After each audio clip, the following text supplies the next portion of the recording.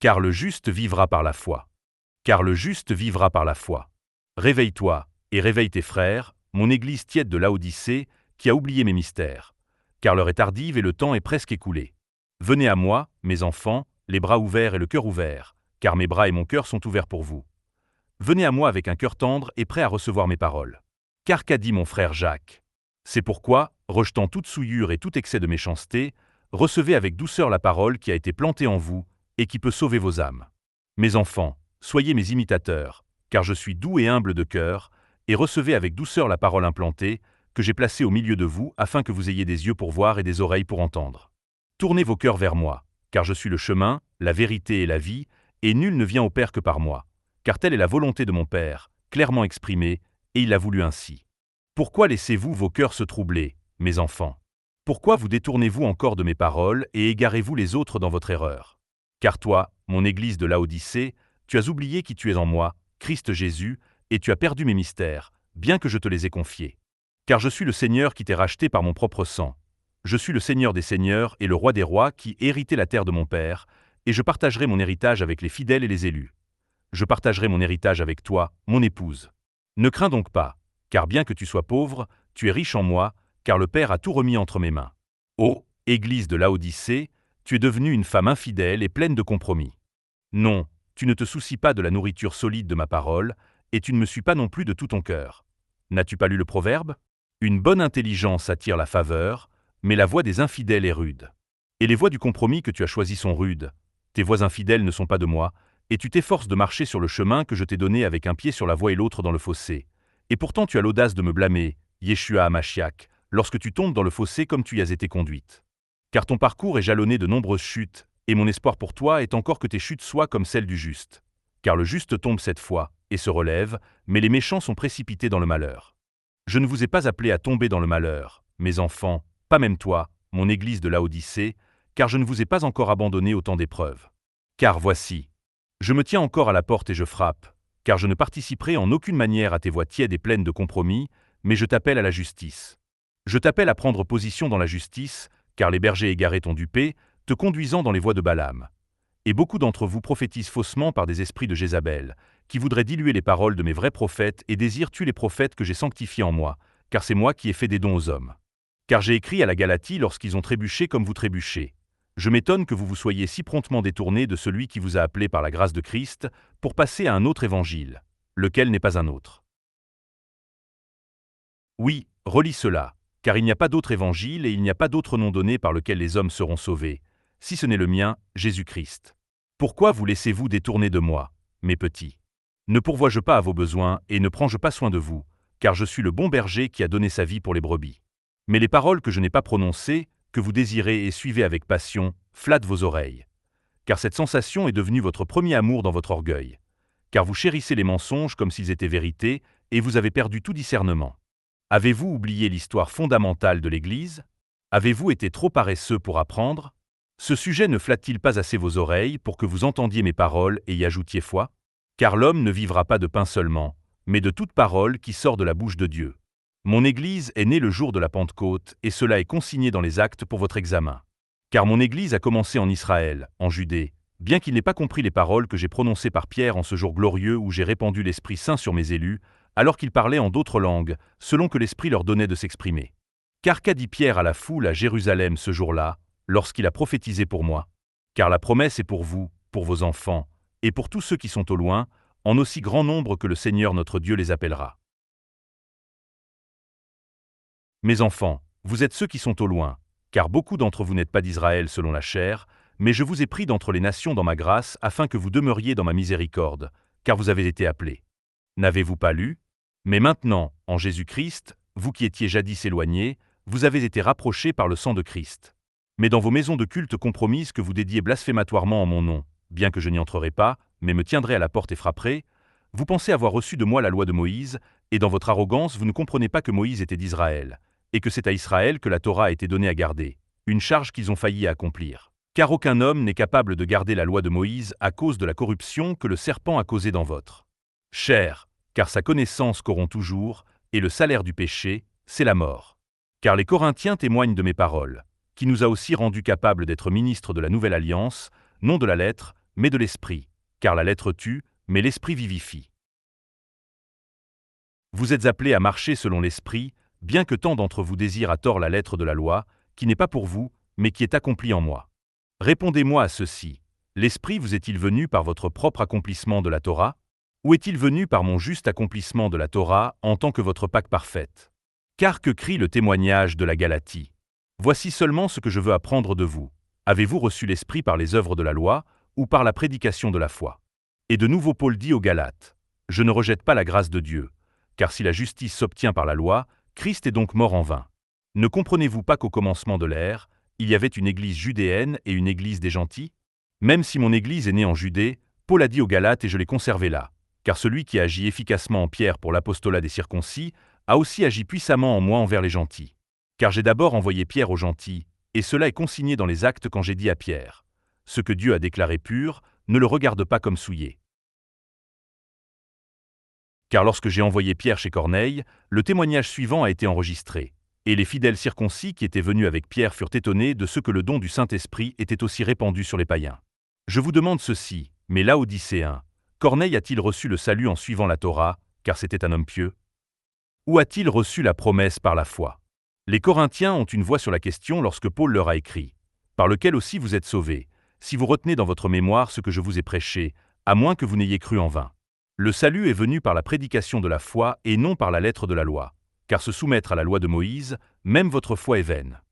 Et ainsi Romains déclare, « Mais maintenant, la justice de Dieu sans la loi est manifestée, étant attestée par la loi et les prophètes. La justice même de Dieu, qui est par la foi en Jésus-Christ pour tous et sur tous ceux qui croient, car il n'y a pas de différence, car tous sont péchés et sont privés de la gloire de Dieu. Car j'ai dit à mon Église en Galatie où Paul a écrit avec obéissance, car en Jésus-Christ, ni la circoncision n'a de valeur, ni l'incirconcision, mais la foi qui est agissante par la charité. Et de nouveau à la Galatie, Paul a écrit, « Car en Christ Jésus ni la circoncision n'a de valeur, ni l'incirconcision, mais une nouvelle créature. Le salut n'est donc pas donné par les œuvres de la loi, et votre salut n'est pas non plus vécu et réalisé par les œuvres de la loi. Car il a été écrit aux Romains, « Voici, je mets en Sion une pierre d'achoppement et un rocher de scandale, et quiconque croit en lui ne sera point confus. » Mes enfants, je suis cette pierre d'achoppement et ce rocher de scandale, car je suis Jésus le Nazaréen, l'agneau même de Dieu, et j'ai accompli la loi. Oh, vous de Laodicée, pensez-vous être les seuls à trébucher sur cette question? Je dis que non. Car vous pouvez regrouper mes lettres de manière générale en deux catégories de base, sauf que les deux sont écrites à un seul homme nouveau en Christ Jésus.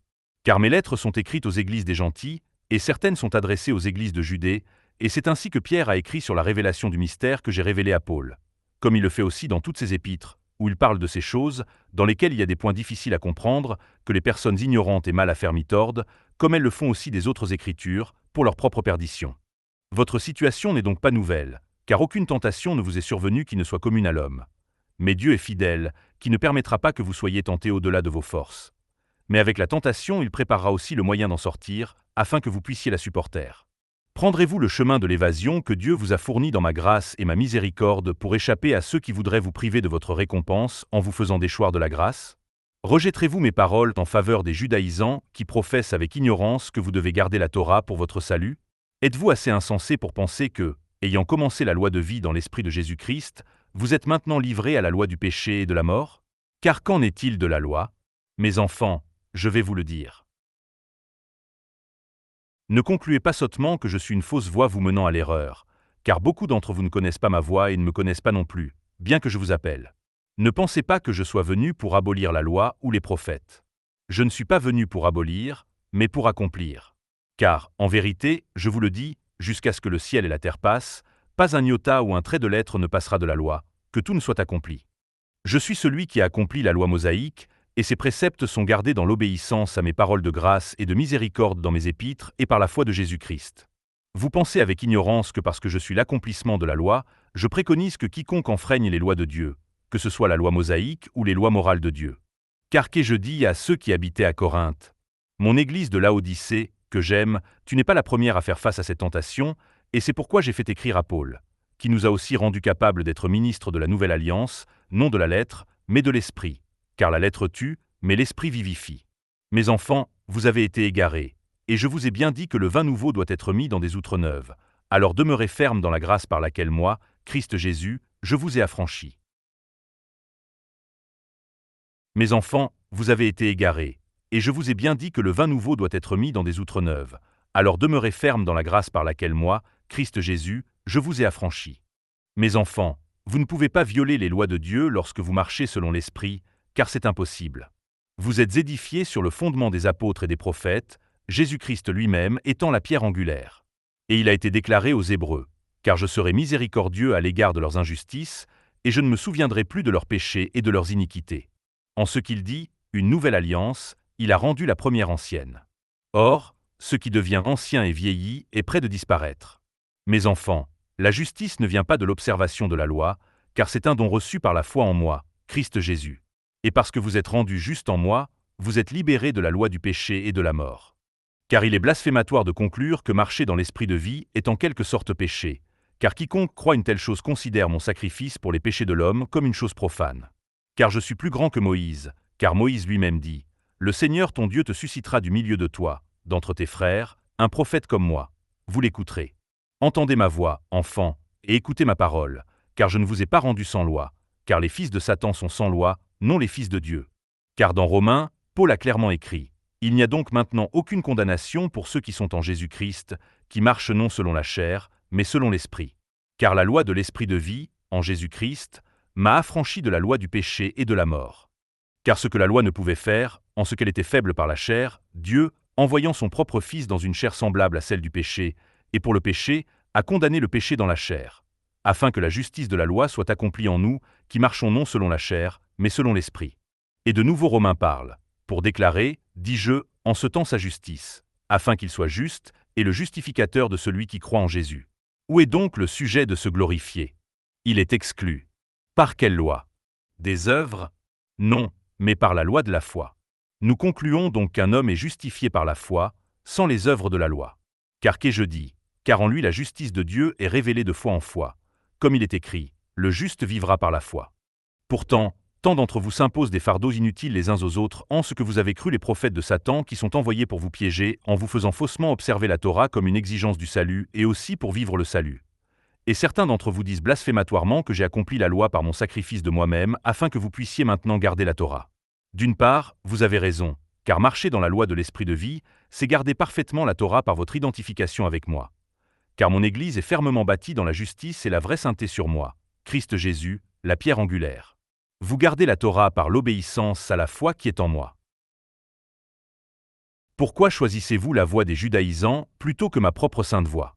Pourquoi imposez-vous des fardeaux inutiles à vos frères, car n'avez-vous pas lu? Car j'ai déjà dit aux Colossiens, que personne donc ne vous juge au sujet du manger ou du boire, ou au sujet d'une fête, d'une nouvelle lune ou des jours de sabbat, qui sont une ombre des choses à venir, mais le corps est de Christ. Mes enfants, je ne condamne pas la loi. Je ne fais que souligner l'évidence qu'à cause du péché dans votre chair, vous ne pouvez jamais garder la Torah, si ce n'est par votre foi en moi, car le juste vivra par la foi. Qu'est-ce que la foi en moi, demanderez-vous peut-être? La foi en moi est fondée sur la confiance en mes paroles et la compréhension que vous êtes identifiés à moi à tous les niveaux, car vous êtes mon Église que j'ai lavée dans mon propre sang sans péché, car la rémission des péchés est impossible à obtenir par le sacrifice d'animaux. Ayez foi en moi, car par la foi en moi la Torah est gardée, par la foi en moi la loi est accomplie en vous, et vous êtes justes, justifiés et sanctifiés. Quand j'ai été ressuscité à une vie nouvelle, vous aussi avez été ressuscités. Et quand j'ai été élevé à la droite du Père, vous aussi avez été assis dans les lieux célestes. Car les Éphésiens témoignent, mais Dieu, qui est riche en miséricorde, à cause de son grand amour dont il nous a aimés, alors même que nous étions morts par nos offenses, nous a rendus à la vie avec Christ, c'est par grâce que vous êtes sauvés, et nous a ressuscités ensemble, et nous a fait asseoir ensemble dans les lieux célestes en Jésus-Christ. Vous devriez comprendre que la loi de Moïse n'est tout simplement pas votre alliance, car la vôtre est la nouvelle alliance ratifiée dans mon sang et payée par ma souffrance. Soyez donc obéissants à la foi, mon peuple, et ne soyez plus tièdes. Choisissez la vie en moi, Jésus-Christ, car c'est ainsi que vous avez été appelés. Accomplissez les nombreuses œuvres puissantes que je vous ai données, même en cette dernière minute. J'ai besoin que vous compreniez que sans moi, vous ne pouvez rien faire, et que vous gardez tous les aspects de la Torah par la foi en moi. De plus, les judaïsants au nom sacré ont saturé mon Église, imposant des fardeaux inutiles à ceux qui cherchent le salut et à ceux qui sont miens. Mon Père m'a donné un nom au-dessus de tout nom, afin qu'au nom de Jésus-Christ tout genou fléchisse. Pensez-vous que j'imposerai un fardeau inutile aux nations qui parlent de nombreuses langues pour qu'elles utilisent mon nom, Yeshua HaMashiach, en hébreu seulement? Écoutez-moi et écoutez-moi bien, car je viens, et je m'occuperai des désobéissants et de ceux qui vous troublent. Je suis Jésus le Nazaréen. Je suis Jésus-Christ. Je suis Christ Jésus. Je suis Jésus Christo, espagnol. Je suis Isus Christo, russe. Je suis Jésus Christo, italien. Je suis Isu Christo, ukrainien. Je suis Jésus Christu, zoulou. Je suis Jésus Kerizo, samoan. Je suis Jésus Christu, maltais. Mon nom a été traduit dans toutes les langues, et dans toutes les langues mon nom a été traduit, et mon nom est sacré dans toutes les langues, toujours et à jamais. Il n'y a ni parole ni langage où leur voix ne soit entendue. Ne suis-je pas, Yeshua HaMashiach, plus grand que les étoiles? Je le suis.